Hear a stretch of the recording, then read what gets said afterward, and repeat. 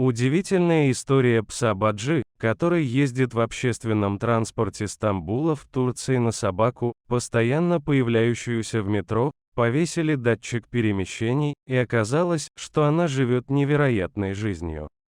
Встречал ли ты бродячих собак в общественном транспорте? В метро, понятное дело, вряд ли. В Москве и Санкт-Петербурге крупным собакам, за исключением служебных, запрещен проход в метрополитен. Тем временем путешественники на наземном транспорте встречаются.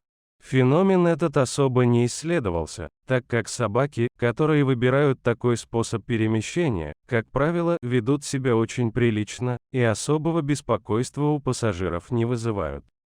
Однако недавно в метро Стамбула появился по-настоящему необычный пес, не заметить которого было просто нельзя. Во-первых, он был огромным. Очень похож на анатолийскую овчарку, которая является одной из самых крупных пород на Земле. Во-вторых, пес ездил очень интеллигентно, соблюдая все правила, пропускал выходящих из вагона пассажиров, стоял на эскалаторе справа, даже уступал место, если в вагоне становилось людно. Пассажиры начали делать фотографии этого странного животного и размещать их в интернете, пытаясь найти его хозяина. Многие думали, что собака потерялась.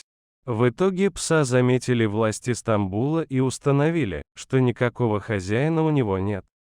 Он просто бездомный путешественник. При этом настолько умный и безобидный, что его не стали отлавливать и запирать, а решили исследовать этот феномен.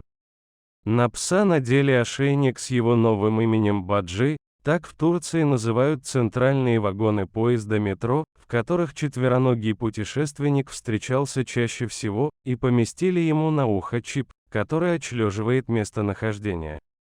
Оказалось, что Баджи живет просто невероятной жизнью.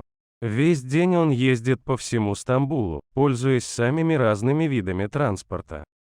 Гуляка спокойно пользуется автобусом, пригородными поездами, метро, и даже иногда садится на паром, чтобы скататься на острова.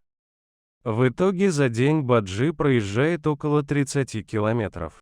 У него есть друзья, которые его подкармливают. Однако нигде этот любитель общественного транспорта не задерживается надолго. Кажется, его любимое место – это центральная линия стамбульского метро, по которой Баджи просто любит ездить туда-сюда. Изучив перемещение Баджи, стамбульское метро решило взять его под свою опеку. Пса отвели к ветеринару, провели стерилизацию и определили ему ежедневное довольствие.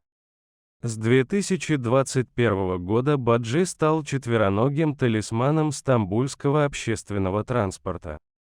Ему завели Инстаграм, куда поклонники регулярно постят фотографии о похождениях этого удивительного персонажа.